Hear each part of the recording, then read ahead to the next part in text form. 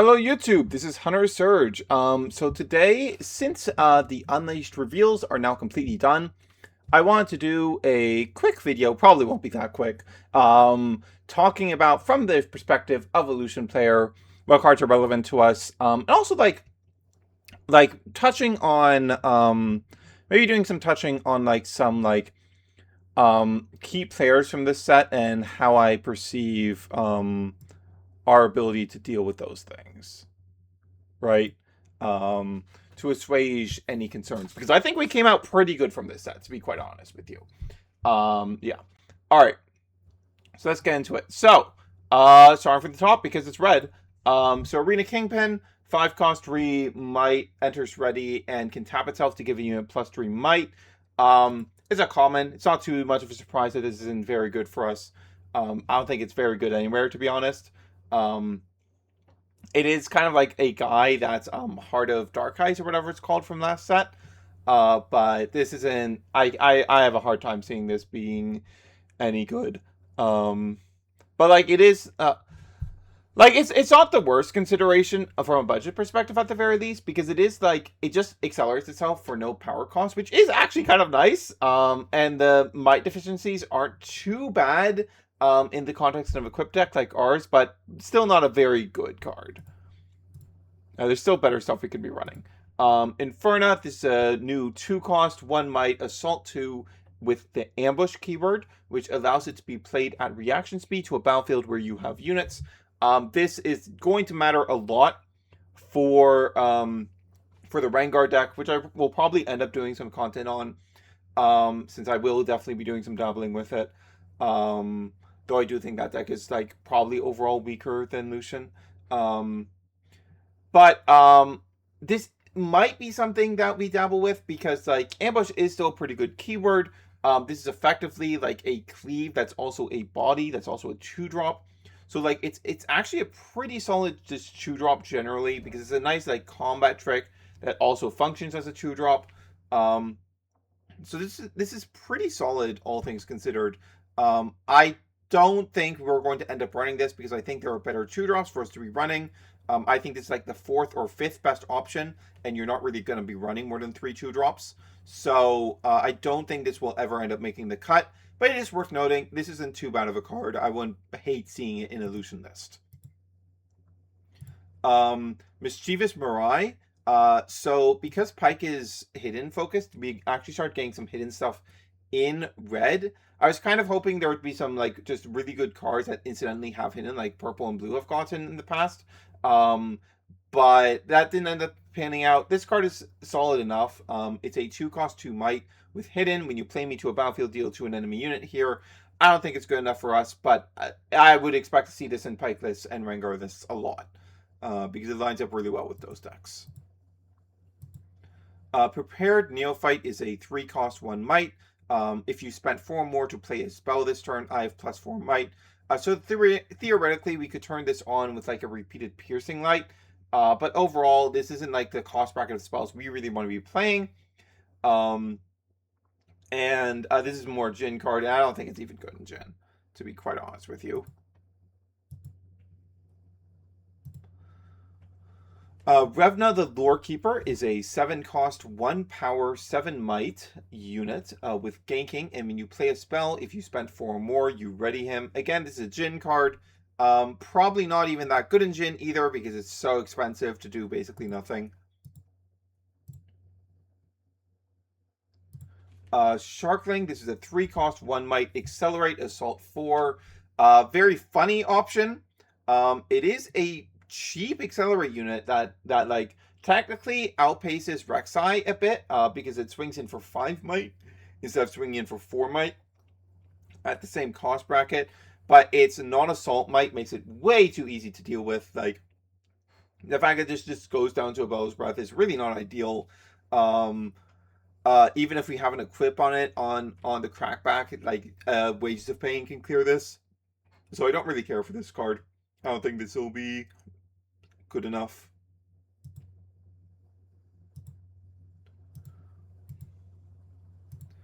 Okay, Smite. This is really worth having on your radar. Smite is a 2 cost spell, 1 power.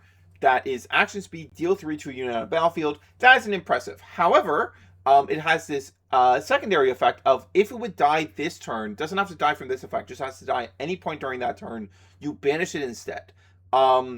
This is something definitely to bear in mind for sideboards. So, like, for example, if Bryn here looping becomes popular, Smite gives us a method of killing the Bryn here and getting rid of it for good. This gives us a way to get rid of Forerunners without triggering the Death Knell. Really good for dodging Death Knell in general, which could be very relevant into LeBlanc if that becomes a super relevant deck that we end up struggling with. I don't think we'll struggle with that deck, but it is something worth bearing in mind. What else? Fizzes to stop your opponent from bringing back their Fizzes. Ezreals, stop your opponent from bringing back their Ezreals. Like, lots and lots of applications for a card like this. This is something definitely to. I don't think this will make the main board cut, but it is something that we will need to keep in the back of our minds constantly when it comes to our sideboard choices, because like in the right format, this could easily end up being worth a sideboard slot. Because what it does is very, very powerful into the right matchups. Then we have Towering Pyrophant. This is a 6 energy, 6 might, assault 1. If a unit died this turn, I enter ready. Not bad as like a budget option. Probably going to be quite good and limited. I don't think it'll be making the cut in any of our constructed lists, though.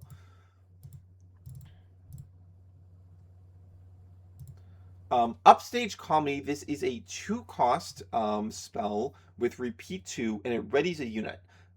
So I'm not sure this will make the cut. However, any list that was running Wallop at present cuts that for this immediately. This is just like, I don't think the upside of the repeat is going to be relevant very often, but it can happen. And the buff-free part of Wallop is something we're basically just never using. So this is basically a strict upgrade unless you're playing a deck with Warmog's armor in it. In that case, Wallop is probably the better choice, but otherwise, Upstage Comedy is like a strict upgrade. And Wallop is a pretty solid card that has like seen play in some lists, and I have not disagreed with its use there at all. Like, it's basically just like if you feel the need for more copies of First Stage and Relentless Pursuit, you go to Wallop. Wallop is the card you go to. I would much rather run Wallop than Confront, and this is an upgrade. Vault Breaker is a 1-cost, 1 red power spell. At action speed, you give a unit Assault 2 and ganking this turn. I don't hate this. This is actually pretty solid. I think its biggest drawback is the power cost. If this was just no power, I think this card would be really, really, really good. Because then it'd be like, okay, it's a bit weaker than Cleave, but in exchange you get ganking if you have a way to take advantage of that. And this would allow this to function as, okay, this is a combat trick, but it also gives us mechanisms of double conquering. So it would be like a useful enough card. Could see it seeing play. I think the power cost just puts it just a bit too much over the edge of being like too expensive for us to really play.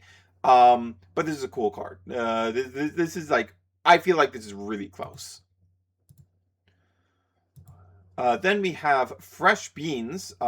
This isn't so relevant to us. This is a 2-cost gear. When you play a unit during a showdown, you may exhaust this to draw 1. This is a pretty good draw engine. If we want to go in on ambush stuff, then this would be a good draw engine for us, or the hidden stuff. Unfortunately, that stuff obviously has some pretty major anti-synergy with our equip focus, so I don't think we can really use this stuff in Lucian. But it's worth noting, this is a pretty powerful draw engine. Definitely, I think this will probably see a lot of play in Rengar and Pike. Then we have Lord Broadmane.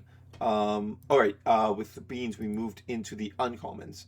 So there's a 5 energy, 1 red power, 5 might unit with ambush. And when you play me, give your other units here assault this turn. Again, ambush has some pretty major anti-synergy with our deck. So I don't think this is worth it on that metric already because it's barely on rate. And we need other units there. Obviously, for ambush to work at all, we need to have at least 1 unit there. But if we're just getting assault 1 off this isn't worth it. And we're typically going for 1-on-1 combats. Lotus Trap. So this is a red 2-cost spell with hidden and reaction speed.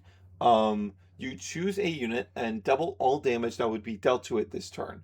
I'm not entirely sure what the point of this. Actually, I do know what the point of this having hidden. There's some stuff that interacts with hidden, because it has reaction speed by default, right? And you can play it for no energy, right?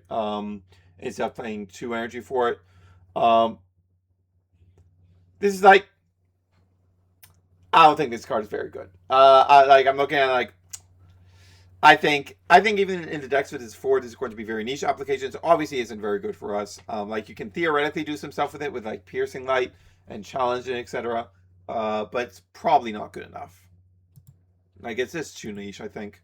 Monster Harpoon, 1 cost, 1 red power spell, action speed. Deal 2 to a unit on a battlefield. If you control a face down card, deal 4 to it instead. Obviously, this is for the hidden decks like Pike.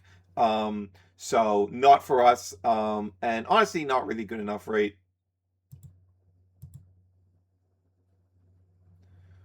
Rite of Conquest. This one is interesting. So this is a 3-cost, 1 red power spell that draws a card, then draws 1 more for each battlefield you or allies control.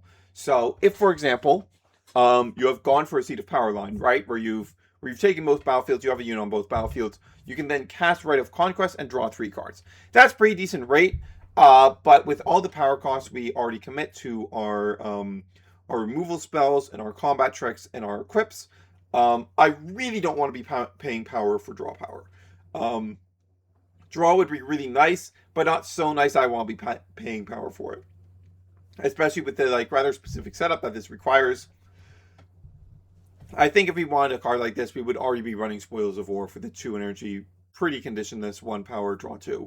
But we're not.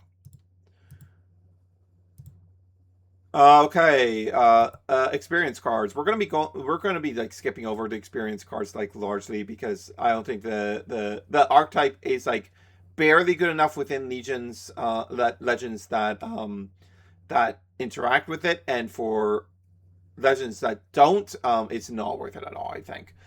Which makes this card weird because there is no legend, there is no red legend that does experience stuff, but it is this 3 energy, 1 power, 3 might. Hunt 2, so when it conquers or holds, you get 2 experience, and level 3, which is when it has 3 or more experience, it gets the effect of +1 might and enters ready. I mean, it's kind of a shame that none of the experience legends are in red, because there's a whole cycle of these like 3 energy, 3 might, 1 power, hunt 2 with a level 3 effect. And this is like probably the best level 3 effect from my recollection. Like entering ready is really, really good. And like once you're at level 3, it's above rate 2. But there is no legend that this really lines up with. Then we have Square Up. This one is interesting. So it's 4 energy, and something I really like that they started doing in this set is last set they introduced repeat and kept it basic with all the repeat cards having the same repeat cost as their base cost. But in this set they started playing with the fact that repeat doesn't require that. Repeat can have any cost. So for example, Square Up has a repeat cost of no additional resources. You discard a card instead. And it's 4 energy. You give a unit Assault 4. So this can very easily be Assault 8 for 4 energy, which is very efficient. That is a very efficient combat trick. I don't think we're ever really going to need this much might. And if we do, we kind of want to be getting it on the cheap, especially because of a new spell negate that purple got this set. But this is not bad. This is a pretty good rate for the amount of might you're getting out of it. Because like yes, it is like less efficient on energy than something like Cleave, right? But you are, out of a single specific card, you are getting a lot more might than that can feasibly provide, right? But also we, as Lucian players, we have access to orange, and if we wanted a 4 energy combat trick, we could be running. Oh, this isn't even action. I forgot this isn't even action. Oh, this card sucks. This isn't even action speed. This card's awful. This card's so bad. Okay, Yeti Brawler. This is a 6 cost unit, no power cost, 6 might. When I conquer, if you assign 3 or more excess damage, play 2 gold gear tokens exhausted. This is like the only new gold generator that we got in our colors, which is unfortunate. We would really appreciate some gold generation, but it's just not to be at current. This card is not very good. All right, let's get into the rares. So, the only new equip in red is Blighted Battle Axe. So this card is very interesting. So it's a 4 energy equipment that costs 1 energy and a red power to equip. That gives +4. And at the end of your turn, if I didn't conquer this turn, unattach me and deal 4 to me. So, this card is honestly really nice. So, like, the initial cost is pretty steep. 5 energy and a red for +4, +5 in the context of Lucian, right? That's all right. That's pretty on par with what we're doing, with what we're getting out of other equips, right? However, the moment we get to the second time we're equipping it, it becomes absurd. 1 energy, 1 power for +4 to 5 might is insane. It's crazy. It's really, really good. The one problem with this is that if we're also running the combo gears, this is another high cost, pretty clunky gear to be running. It is something that I'm probably going to dabble a bit with because I think this card is very strong. This is a very good rate for all future equips. And like nothing in red orange is able to provide more than +2 might currently. All the equips we have access to are only +2 might. So this is really appealing. I do like this card a lot.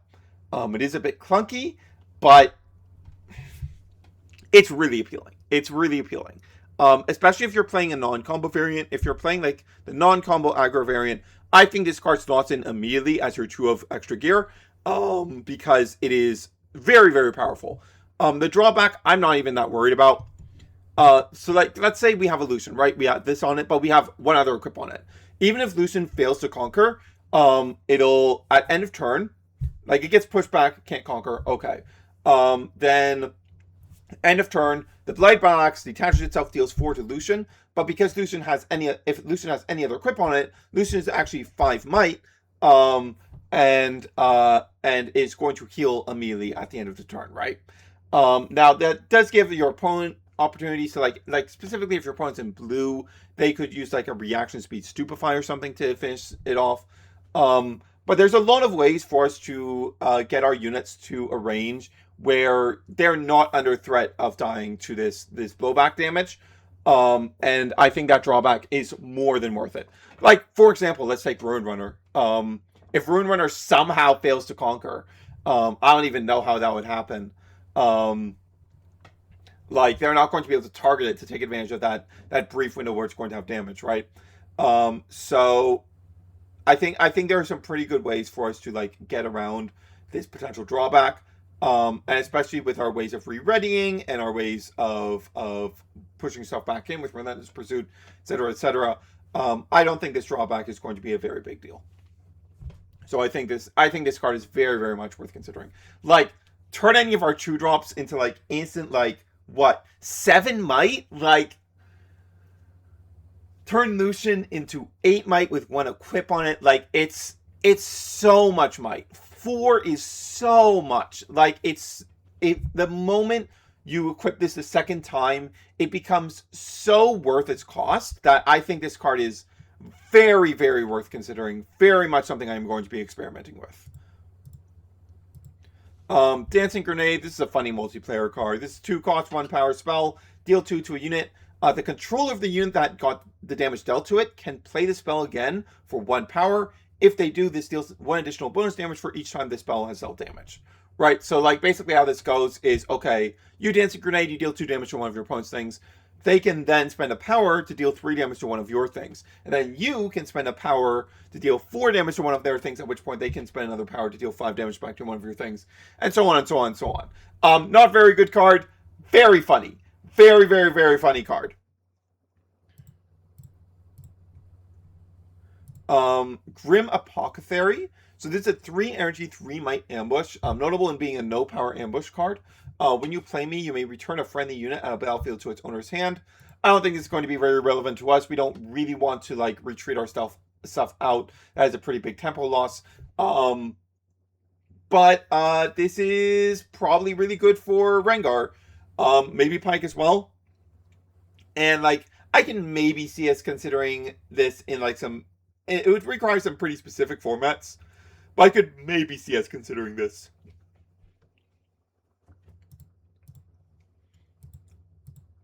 Then we have the red Jin unit. So this is 4 energy, 4 might, 1 red power. It has deflect and ganking, which are both pretty good keywords. And when I move, you can add 1 energy and 1 power. So we can do some really stupid stuff with this card potentially.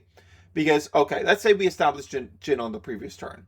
We go Relentless Pursuit, move Jen into a battlefield, we gain an energy and a power, right? No. Okay, sorry. No. This is the correct line. Sorry. So we gain an energy and a power. Jen conquers, comes back to base by Relentless Pursuit effect, gains another energy and power. Then we move Jin into the other battlefield, gain a third energy and power, and then Relentless Pursuit effect will trigger again when it conquers, coming back to base, generating a fourth energy and power. So, like, we uniquely, as a deck with access to Relentless Pursuit, can generate an absurd amount of resources off of this card. The problem, of course, is that, as any of us Lucian players would know, we are kind of starving for card advantage. And all the energy and power in the world doesn't mean a whole lot if we don't have the resources to make use of it. In addition, it does need to survive for a turn to get that use case out anyways, and it does cost a power, which is kind of annoying. But this card does have very high potential. Like, there is a very high potential for like some very stupid turns that from this card. Um, so this might end up being something. I don't think it will be worth it, but it'll probably be worth experimenting with because like there are some like really stupid turns you can pull off with this card. Um, Katarina, this is a rare champion unit, 5 energy, 5 might, 1 red power. When you hide a card, ready me. When you play a card from face down, deal 2 to an enemy unit. This is very much for Pike. This is not for us. We're not going to be using the hidden cards. Very good card though. Seems very good. Then we have the new red Rengar, 4 energy, 4 might, 1 red power. It has Accelerate, Assault 2, Deflect, and Ganking. I don't think this card is very good. It does swing in for 6 with Deflect, which is nice. But to do so, you had to pay 5 energy and 2 power. It's a very steep power cost. I don't think that's worth it. I am not impressed by this card at all. All right. Undying Legion. Let's talk about this card. This card is a really big deal for us. So Undying Legion is a 3 energy, 3 might unit, no power cost, with a Legion effect. You may play me from your trash for 3 energy and 1 red power. This card is incredible for us. So like, as any Lucian player would know, one of our key issues is that we just do not generate cards. This generates cards. The type of card we are often the shortest on is exactly units. So a recurable unit like this that we only need to pay an extra power when playing it from our trash is really good for us. This is really nice. I like this card a lot. Yeah, like this just fills a hole that we really needed filled really easily. I think this card is an immediate staple in Lucian. It is just way too good for us. The fact that this is like a theoretically low quality unit because it's only 3 might doesn't matter for us because we slap a single equipment on this and it's swinging for 6, right? Like that does not matter in the context of our deck. So this is really fantastic for us. Yeah, I think this is a complete game changer for the deck. I think this is absolutely something that every Lucian deck should be playing at least 2 copies of. Very good for us. Zerath Free, this is a 5 energy, 5 might champion unit.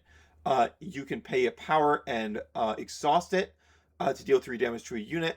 You use this ability only while I'm at a battlefield. Not good enough. Wants to be in like some sort of like holding deck. Needs a turn to get online too. It's probably not good anywhere, to be honest. On to the epics for red. So, Inviolate Vox is an 8 energy, 2 red power, 8 might. When I conquer, give a friendly unit plus 8 might this turn. This is like just a worse white flame. I don't see this being good anywhere, to be honest. Then the epic Pike in red, 3 energy, 2 might, hidden, ganking. You may pay a red as an additional cost to play me. When you play me, if you pay the additional cost, ready me and give me plus 2 might this turn. For those who can't really afford Kaisa, this probably becomes one of the best substitutes for Kaisa now because it's like it's 3 energy and a red to accelerate as a 4. Yeah, it's hidden, which is nice. Has some nice applications as like a combat trick. I can like see this. I can see this card being played. This card's all right. I don't think it's like quite good enough, but this is pretty all right. This is pretty all right. Red Brambleback. So this card got some discussion happening. So 4 energy, 4 might, run red power. It has accelerate, and your conquer effects for conquering here trigger an additional time. When I conquer, buff a friendly unit. So the big thing with this card, of course, is that if you put the combo gears on him, he is going to trigger the now on conquer effect of Trinity Force in additional time. So he's going to get 3 points, right? You can get 6 points in a turn. Ooh. I don't think that's that big of a deal. I don't think this card is quite good enough. So I think the actual bigger deal with this card is that this would enable us, because as the person who controls the battlefield at the time that the conquer effects happen, they are our effects. And so this is a way for us to like double trigger our on conquer draw battlefields, which is pretty all right. I don't think it's 4 energy, 1 power for an on par stat wise unit good, but it does have some decent applications. Probably worth some experimentation, but my hunch is I don't think this has enough of an impact to be worth the power cost that we have to put into it, not to mention the double power if we want to accelerate it.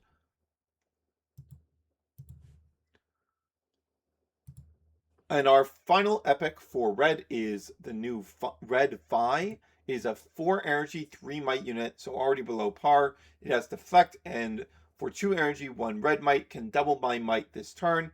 We can stack this up pretty easily with equips, but also we don't really have any issue getting our stuff as big as we need them to be. We have punch first. Like, I really struggle to see a scenario where like we need an effect like this. Maybe Ornn, but Ornn isn't like a relevant deck. Like, I just can't see this card. I don't think there's going to be any real use case for this card for us. Yeah, I don't think this is very good at all. All right, that's it for red. Let's talk about orange. So, first up, there's going to be a lot of experience stuff in orange, because orange is the color that all 3 of the experience using legends are in. So this is where a lot of the experience stuff is housed. So first up, we have Concentrate, which is 5 energy. Draw 2. At level 6, it costs 2 less, and then at level 11, it costs 4 less. So it costs 1 at level 11 for the XP decks, but we're not an XP deck. We're not paying 5 energy for draw 2. Not a chance in hell. New 2-drop in orange, 2 energy, 2 might. When you play me, gain 1 XP. Very good card for the experience deck, because it's not dependent on conquering or holding to get the experience. You just get it immediately. But not good. The experience package is not good enough for us to be considering it. This card's interesting, but definitely won't be played in our deck. So this is Dragon Soul Sage. This is a 2 energy, 1 might with reaction. Exhaust her to add 1 energy. So this is a mana dork. We have a mana dork now. It took 3 sets, but we have a mana dork. A proper mana dork. A mana dork that isn't like restricted in what it can be used on, right? Definitely not good enough. So like Ramp, for one, ramp is like weird in Riftbound because we get two runes each turn. For like ramp to actually accelerate you a turn, you need to be ramping two. You can't just be ramping one, right? There are specific things that you'll get to a turn early with a ramp one, but like, you know, so like this card is already hurt by that, and like especially because of that, and the one might, like, it's like there's no way we ever run this in Lucian. I don't think it's ever good enough. Um, I don't think Aurora even plays this because this is a unit and thus dilutes the quality of the units you can hit off Aurora, which is really not great. So yeah, I'm not sure this actually ends up getting played anywhere, but we'll see. 2 energy, 2 might, hunt, and level 6 I have +1 might. This Oh right, this one is only 2 energy. So this is pretty solid for the XP deck.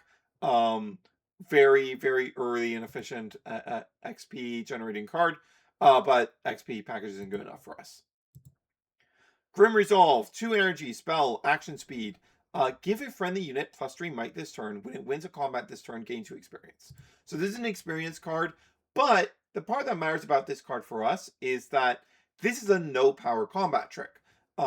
It just gives a friendly unit +3 might. That's like above rate compared to what we're like some of the stuff that we have access to. Like this is like equivalent with longsword, but no power cost. Um, it's better than against the odds in a one-on-one combat, but it's only action speed, so it can't be used to like dodge removal and stuff like that.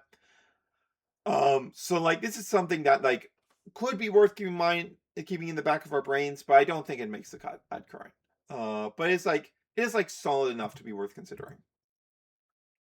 Then the only new equipment that Orange got was this Hunter's Machete. This is an experience card. It's 3 energy, 1 orange to equip, and it gives +2 might and gives the hunt keyword. We're not going to be playing this. All right, another card worth considering. This is Kinko Initiative. When you play me, so this is a 3 energy, 3 might. When you play me, draw 1 if your other units have a total might of 5 or more. So, obviously, cards that generate card advantage are pretty solid for us.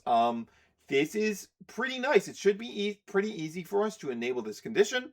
And it just draws a card. No extra power cost. It's on rate. This is pretty good. But the 3 energy cost is a bit awkward. If this was a 2 energy card, this would be such an easy slot in. But as a 3 energy card, it's a bit awkward. You might still be able to squeeze it in. I'm probably going to do some experimentation with this card.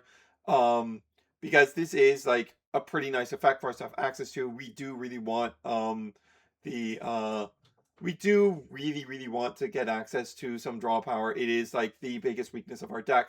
And if it's something that we can patch up this set, that's a really big deal for us. So I do like this card. I do quite like this card. Then we have Targonian Visionary. This is 6 energy, 6 might. At level 11, it gets +4 might, so it becomes way above rate at that point, but it's an experience card. We're not running it. Then 4 energy, 3 might, shield 2 and tank. This is no. This is a defensive card. We're not running it. Voracious Grump, 5 energy, 5 might, hunt 3. This is the only hunt 3 card to my knowledge. So this might be good enough in the XP decks. I don't think it is because like that's a lot to be paying for a card that doesn't have any actual immediate board impact. But we definitely don't run it because we are not doing the XP stuff. New spell. We are now going into uncommons. Call to battle. 3 energy. Move a unit you control to a battlefield you control. Then choose an opponent.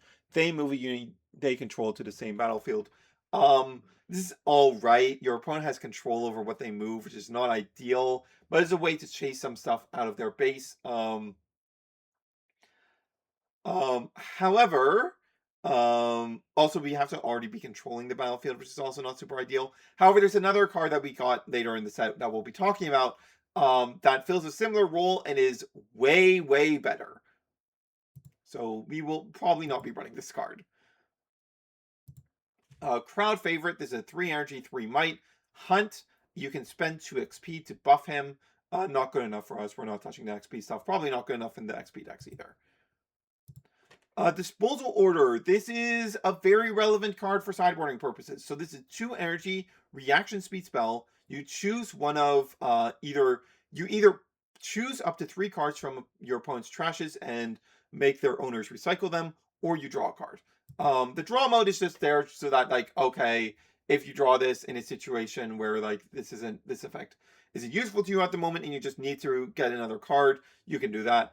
But we're only running this if this first mode is super, super useful, and it can very easily be, because it's reaction speed.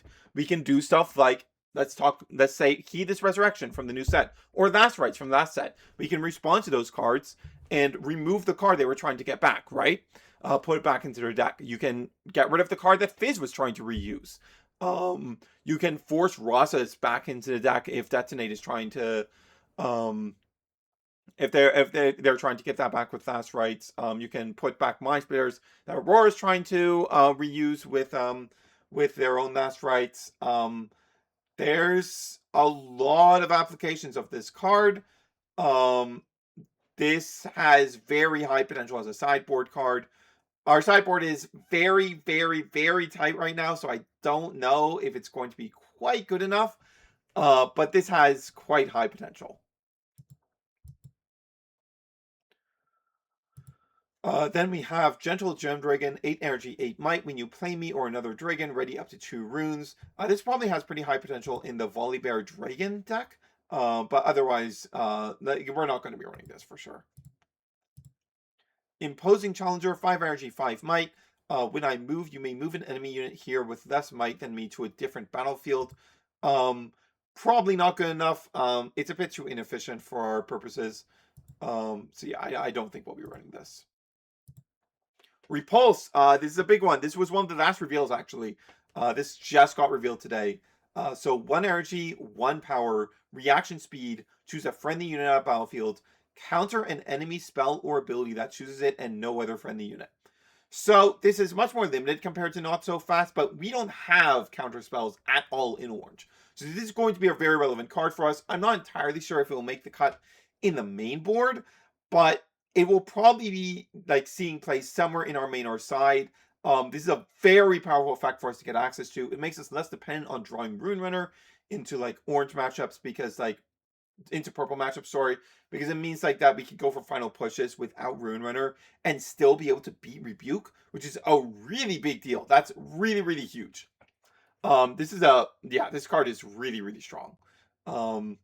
Again, not as good as Not So Fast, but our colors don't have access to this kind of effect at all. So getting access to this kind of effect at all is a really, really big deal.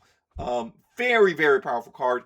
Of course, it doesn't help us against like base removal of any kind. Like it's not going to help us with Falling Star. A lot of the time, it's not going to help us with Singularity, etc., etc. But this still has a ton of applications that are going to be very, very, very powerful for us. Stare Down, 2 energy spell. You choose a friendly unit and a battlefield. Move all enemy units at that battlefield with less might than the chosen unit to their base. Gain 1 experience. This can be useful to get beating a bunch of weenies, maybe against Miracle, but I don't think it's quite good enough at that role to be worth playing. We have ways to force ourselves through the Miracle boards anyways, so I'm not too worried about this card. I don't think this card really matters for us. I don't think we really need this card. I don't think this card will end up making the cut.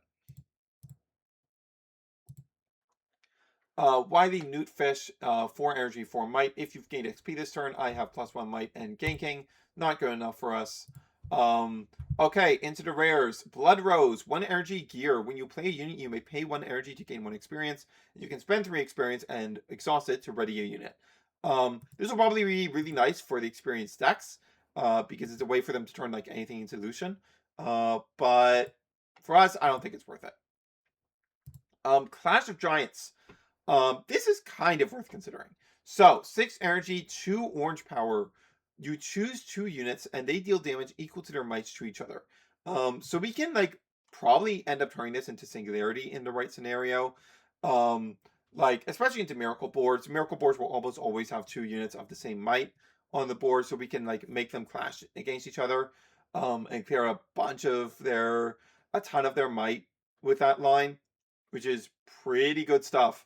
Um, yeah, this is because you can choose 2 enemy units with this. This can do some really powerful stuff. It might be just too expensive for us to really play with, especially because it dies super hard to Not So Fast or Hard Bargain or the new purple counter spell. But it's worth noting. Determined Sentry. So Orange gets to be the first deck with access to a 1 energy unit. It is 1 energy, 1 might, and I can't move to base. I don't think we play this in any universe. We're one of the decks that could maybe make better use of this because of the fact that that we can just put equips on it and it gets big. And it is like immune to the purple movement stuff, which is cool.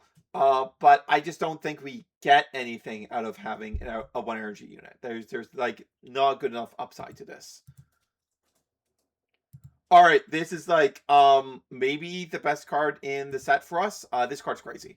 So, Irresistible Feyfolk. This is a 2 energy unit, 1 might. When I move to a battlefield, you may move an enemy unit to that battlefield. So whenever it moves to a battlefield, we get to just get to charm something there for free.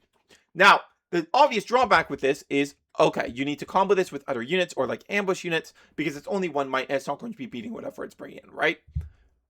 Except we're an equip deck. We put one of our +2 might equips on this and is immediately swinging in for 4 might because it moves to the battlefield first. It is the attacker. We are the one that applied the contested status to the battlefield. So it will always be the attacker when it's moving into an empty battlefield, right? Or even an opponent controlled battlefield, right? Which means like, okay, basic scenario here, right? We go first. We develop a Irresistible Feyfolk. Our opponent develops their 2-drop. Our turn 2, we develop any equip, slap it on our Irresistible Feyfolk, move into a battlefield, charm in our opponent's unit. We are 4 to their 2, and we still have 2 energy up available in case of any shenanigans. In case of like Ravenblue plus Stupefy is one of the main things that can potentially beat this. And 9 times out of 10, we're just wiping their 2-drop, taking a point, and they have to start developing from scratch again.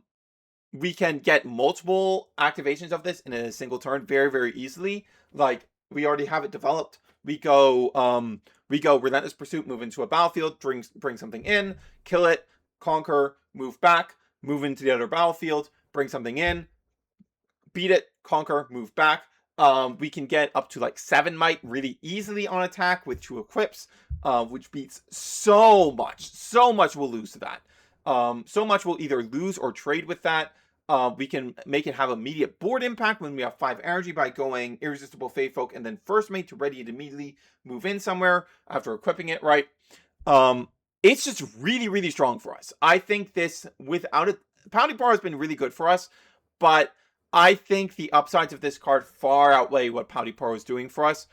So I think this just immediately goes in the deck as our second 2-drop alongside Legion Rearguard. This is just an incredible card. And the really nice thing it does is that it makes it really easy for us to actually fit Undying Legions in the deck, because now this is filling some of our removal slots while being in our units. And by doing that, that means that we don't need as many of our removal cards. We can cut some of our removal cards, which makes it really easy for us to fit in Undying Legions, which we really want, which we also really want to play, right? So this card is awesome. This card is really, really good for us. Yeah, this card's incredible. This card is super, super good. Yeah, just really, really good card. Really incredible. Yeah. This is like we've been so dependent up until now on our, like, all of our removal costs us power at current. This is removal that does not cost us power. There's no power cost involved here. If we have to pay deflect costs, which we probably will at some point because there's a lot of deflect in this set, then fine. But like, based on it costs no power, and we're going to be spending some power on it because we need to equip to it to get good value out of it. But this card is just going to be absolutely incredible for us. Master Yi, 4 energy, 4 might. It has Hunt 2, level 6. I have Deflect and Ganking. So this is probably going to be the chosen champion for the new Yi deck. But it's experience stuff. It's not relevant to us. Needly, this is 3 energy, 1 orange power, 4 might. So it's a bit above rate. Ambush, and when I win a combat, draw 1. So this is pretty neat. I do remember some consideration, some discussion around this card in the Lucian thread when this was revealed, because it does say draw card. It is a bit above rate, but I think it's going to be rather difficult for us to get like multiple uses out of this. It costs power every single time, unlike Kaisa. So I don't think this is quite good enough, especially since we do have that other like 3 energy card that can draw a card on play. Yeah, this card's neat. This card's all right, but I don't think it's quite good enough. Then we have Nila. This is a 3 energy, 1 power, 4 might. Accelerate ganking when I move, gain 1 experience. It's a bit above rate, but 2 power for accelerating is really bad. And it's an experience card, right? So it's not like good enough for us. We're not getting a whole lot of upside from this. Poppy, Orange Poppy is a 5 energy, 5 might. Champion unit. Deflect. When you play me, if an opponent's score is within 3 points of the victory score, ready me and gain 3 experience. This, honestly, even just discounting the experience part, this is just kind of solid when the condition is online. Just a no power cost accelerated 5 energy unit with Deflect is pretty good. But I don't think it'll make the cut for us. Arachnid Horror, this is 6 energy, 1 power, 6 might. Hunt 2, I can be played to an occupied battlefield if an enemy unit is alone there. Friendly units can be played to an occupied battlefield if an enemy unit is alone there.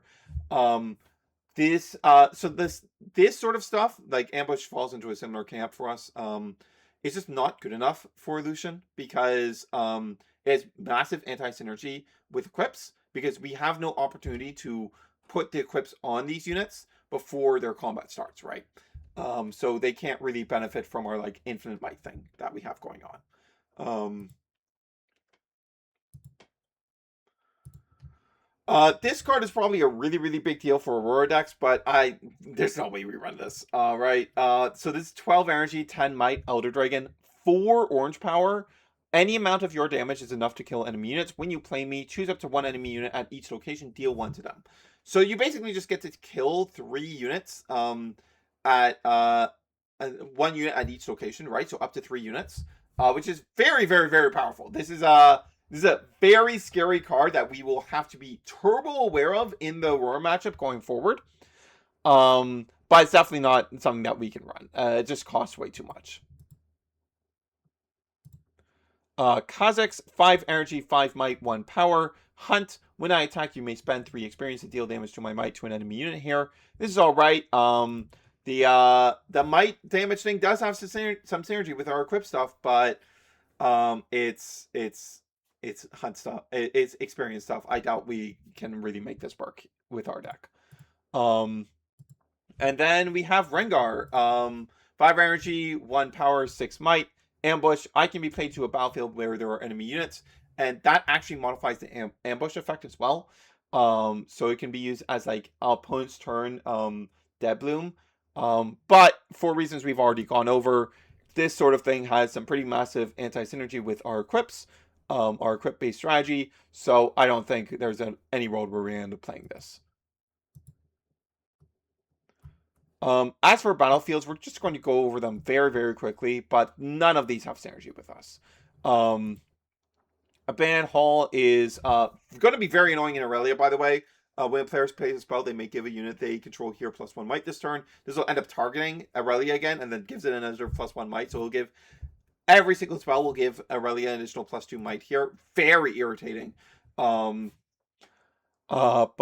yeah, not this is not something we can really play.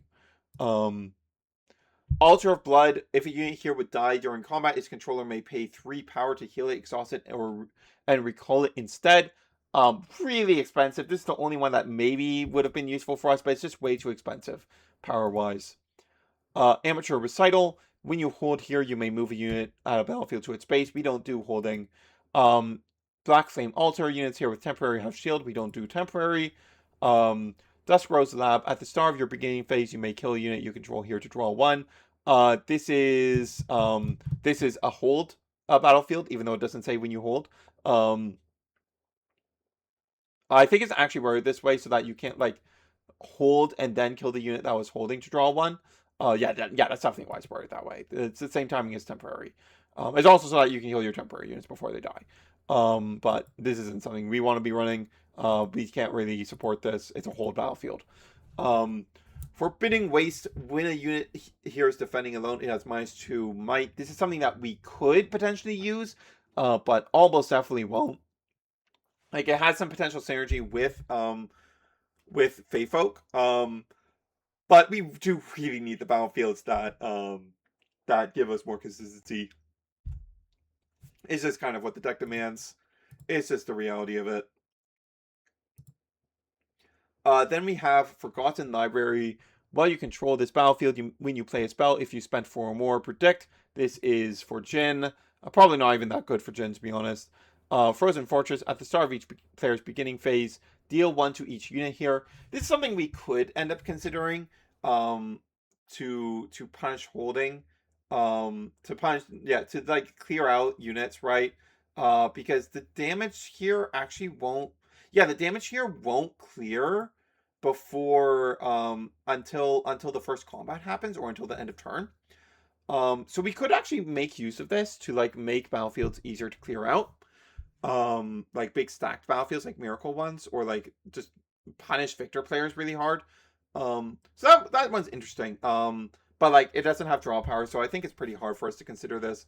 But maybe with our new card advantage tools, this might be worth considering. But I don't think those matchups are hard enough for us to begin with. Then Guardians of Becoming. Units here have Exhaust to gain 1 experience. It's an experience battlefield. No shot. Ripper's Bay. When a unit here is returned to a player's hand, that player may pay 1 energy to channel 1 rune exhausted. Pretty nice card for Pike. But we're not Pike. We're not doing bouncing stuff. The first time, Starspring. The first time a player plays a non-token unit here each turn, they may move another unit they control here to its base. This one is like slightly in contention for us, but I don't think it's anywhere near good enough for us. Yeah, I don't because we have to develop the unit there, and thus like we're not like protecting our units. Like we still have something there that's going to be exposed for our opponents to get rid of. Right? There's some niche scenarios where this would be useful enough, but like those are niche scenarios. That's not good enough. The Academy, when you hold here, give your next spell this turn repeat equal to its base cost. We don't hold. Trapping Grounds, when you conquer here, if you assign 3 or more excess damage, play a 1 Might Bird unit token with Deflect. Maybe, but I think this effect is a bit too hard to get off the ground. I don't know. This might be something. Yeah, I'm looking at this and I'm like, this actually might be something.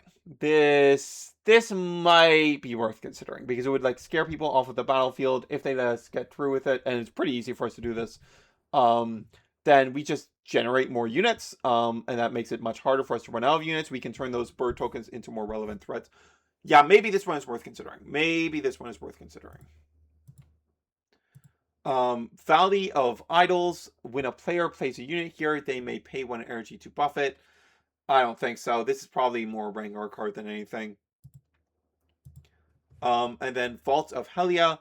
When you hold here, your non-token units cost 1 more to play this turn.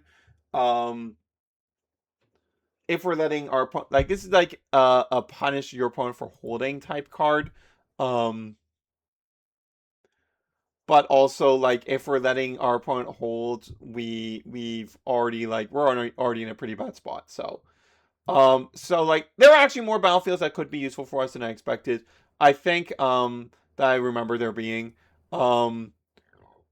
with the new draw power that we have this set, it might be we might be in a good enough position to run some of these.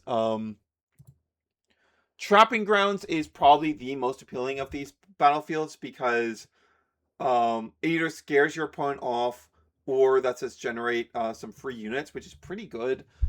Yeah, that one, that there might actually be something to that one. That there actually really might be something there. But we'll see. We will see.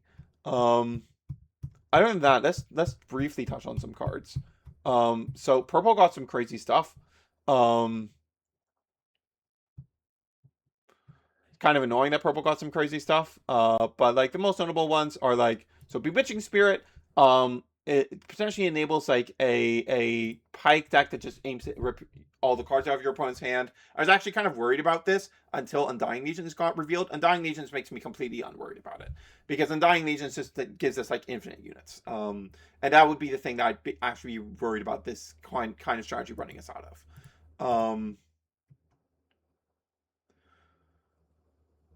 Do do do.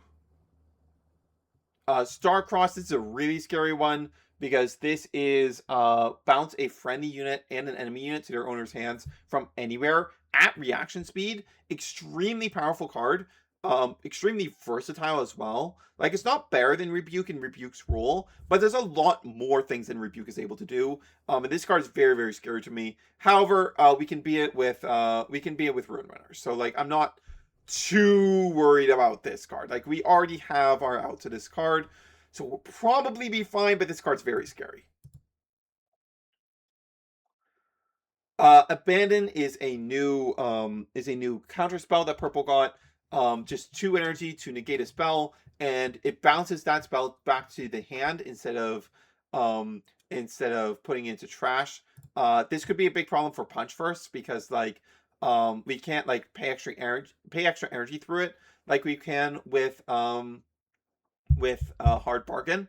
Um, and like it would be pretty simple for us to be put in a situation where we don't have enough Orge to play Punch First again. So this is kind of scary. I think we'll probably be fine, but it is something to definitely bear in mind. Um, do do do. Insightful Investigator is one of the new hand rip tools in the set. When you play me, choose an opponent, they reveal their hand. You may pay 2 experience to choose a card from their hand.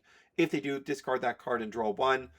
This card is pretty scary because it has no power cost. It has an experience cost instead, of course, but it's also very low energy cost. So very, very scary card. Also very scary is Bone Skewer. So this is hidden. Choose a battlefield. An opponent reveals their hand. You may choose a unit from it. They play that unit to that battlefield, ignoring any and all costs. When they do, stun it. So this is a way for our opponent to like charm a unit out of our hand, which is terrifying. That's really, really, really scary. This card is kind of horrifying to me. I don't know if it'll actually see play. I imagine the Vex deck ends up playing it actually. But this is a really scary card. We of course have ways to punish this. Like we can punish this with like Punch First. We can punish this with Relentless Pursuit, etc., etc. But this is still a very, very scary card. Purple potentially being able to take Ruin Runners out of our hand and like just clear them out before we can establish them is very scary and makes establishing our Ruin Runners as quickly as possible a much greater priority.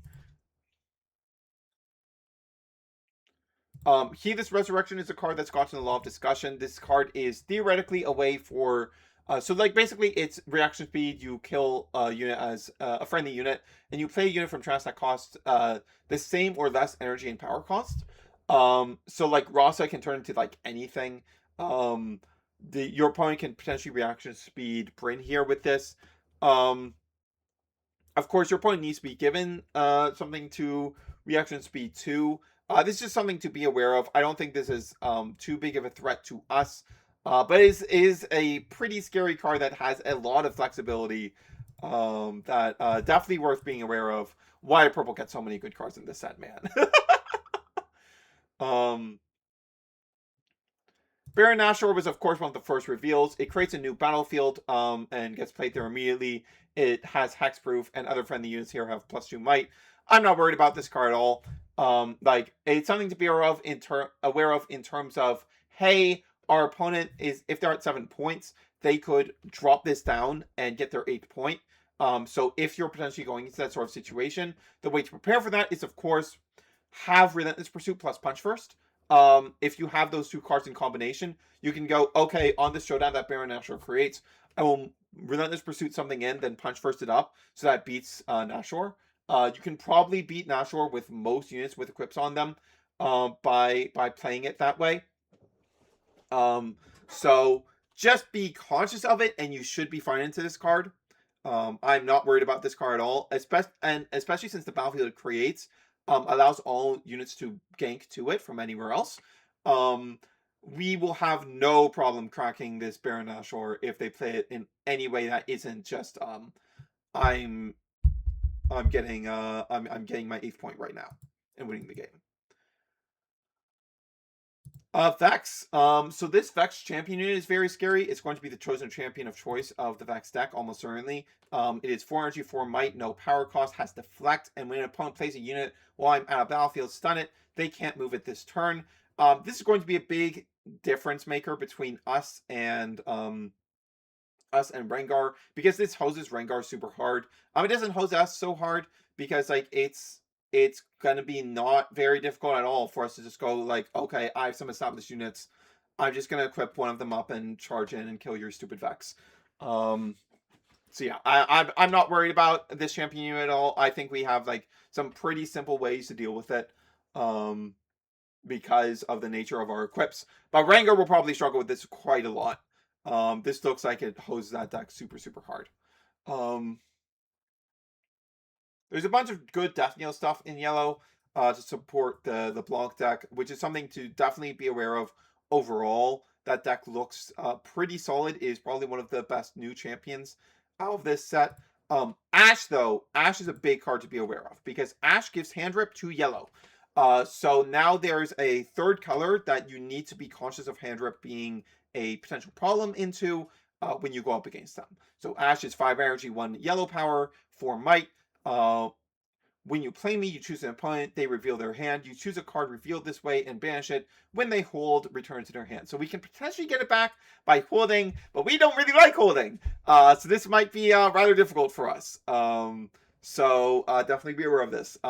Like, it's higher cost than the other purple hand rip cards that we saw before. So we'll probably be able to handle this well enough. But a new color getting access to hand rip is pretty scary. Especially because yellow is a color that we do want some specific tools to handle. And them having this is pretty scary. Yellow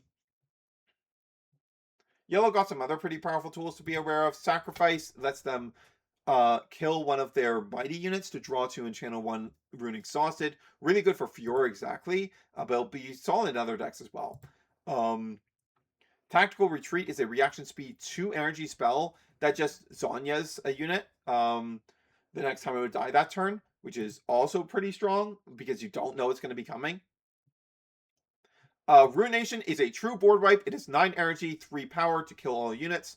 So try not to overextend into yellow when they are playing like a more controlly deck and they're about to be able to rip this card on you.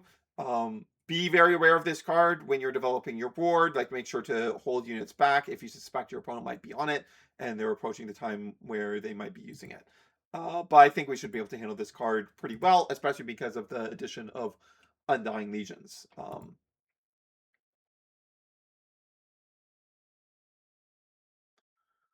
Was that it for yellow?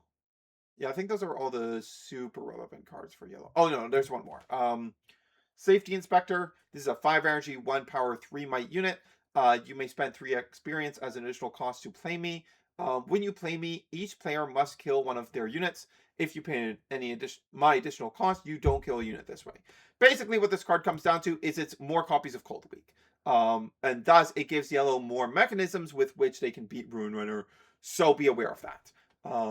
Like, even if they're down 2 or all 3 Cold Weeks, they could still have copies of Safety Inspector in their deck that would allow them to get more instances of that effect.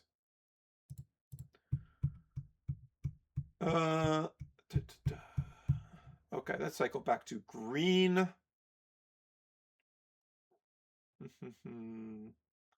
What was of note in green? We have this basically it's charm with stun attached if you're at level 6. This is probably something we'll be seeing in the Master Yi deck.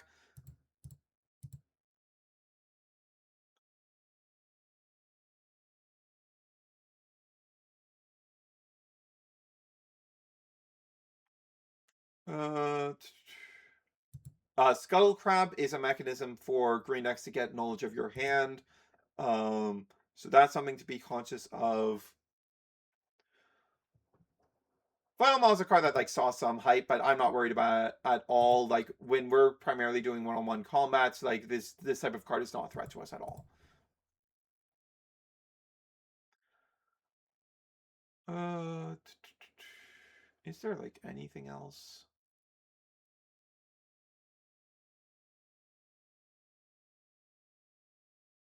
All right. The blue Jin can play itself for 1 power if you've spent 4 more to play a spell this turn.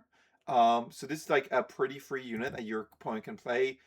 So be aware that if you're playing into a blue deck that has spent 4 more energy on a spell, that includes repeat costs, by the way. They could still develop further board. It is something to be aware of. And beyond that, it's just like signature spells, of course. Throw of the Hunt will allow Rengar to just completely like do ride the wind stuff, but also like completely dodge any targeted removal. So be careful with your challenges and such. Um, Lilting Lullaby is Lilia's signature spell. I don't think Lilia will be very good, but this signature spell is very powerful. It's 2 energy, 2 power to counter a spell, and its controller can't play spells this turn. So it's only they can stop Punch First for only 2 energy, and will also stop us from doing any more spell-based combat tricks that turn. So just something to be aware of, keep in the back of your mind. We're not so dependent on spells in Lucian, so this probably isn't that big of a deal for us. But it is something to bear in mind anytime you're fighting against Lilia. Um, Alpha Strike is the new Yi signature spell, so this can be used both in original Yi from Proving Grounds and the new Yi. Um, and that old Yi matchup is going to be getting this as a new tool, new powerful tool. It lets them choose a friendly unit. It deals damage equal to its might split among enemy units at battlefields. Then for each unit this kills, you gain 1 experience. So obviously, like Aurora Yi is going to be able to get pretty good use out of this to like kill a bunch of shit. But since we tend to retreat out of battlefields, I don't see this being too big of an issue. They also obviously can't deal anything to Ruin Runner with this. So like it's not too big of a concern for us, but this is a pretty powerful card to be aware of. We got a couple units among the signatures this time. Shadow for Vex, which can tap itself and pay an energy and power to stun an enemy unit attacking at its location. But like that'll just be on the board. Some like not difficult to play with awareness of it or just remove it ahead of time. Daisy is for Ivern, enters ready. Reduce its cost by 1 for each bird, cat, dog, for each of bird, cat, dog, and pearl you have on the field. And if they have all takes, when it attacks in, it stuns. So it can potentially be a 5 energy, 2 power, 8 might that accelerates immediately because it enters ready and then immediately stuns something. But since we play pretty offensively, this is not a type of card that we should be all that worried about. Moonfall. Definitely be aware of Moonfall because Moonfall is charm. They choose a battlefield where they have units and they can move an enemy unit to that battlefield, and then they give all enemy units there -2 might. So this is charm in colors that don't typically have access to charm. Just be aware of that. And then we have Void Assault. Move a friendly unit, then move an enemy unit. So this will allow them to do stuff similar to what we're doing with Fey Folk on a 2 energy, 1 power spell. Again, this is charm stuff in a color combination that typically does not have charm stuff. Though I guess it's going to be normal for orange now because Fey Folk exists. And last signature spell is Poppies. This is worth noting because it gives Rebuke to effectively Rebuke. It's 2 energy, 2 power to choose an enemy on a battlefield, its owner places it on the top or bottom of the main deck. We choose which it goes to. So it like blanks the next draw technically, but in most other elements, it's just rebuke. So be aware that yellow orange will have access to this. Access to this kind of removal tool. So like, of course, like when you're playing into non-purple decks, you can typically go, okay, I can just swing in my stuff, uh, knowing that knowing that like death is the worst thing that waits it, right? And there are like different lines you will potentially go for if you're aware of potential bounces happening, right? Non-destruction removal. Like for example, the playing of Forerunner. It might not be the best idea to bring Forerunner in against Poppy, or we just might have to be a bit more careful with how we use Forerunner. Of course, our brand spanking new Spell Negate works against this card. Sabotage also works against this card, so we have plenty of ways through this. So like, but it's just something to definitely be aware of into this matchup.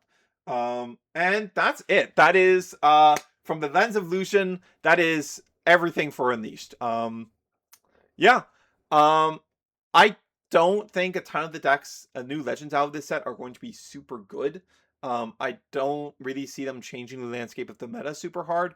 LeBlanc looks pretty good, but I wouldn't rate it higher than our current tier ones. Rengar looks all right, but gets hosted by Vex. Vex actually looks pretty scary. The legend was not great, but the chosen champion is very strong. But shouldn't be too much of an issue for us. We should be able to handle that chosen champion no problem. But yeah, that's going to be it for me. This is Hunter Surge signing off.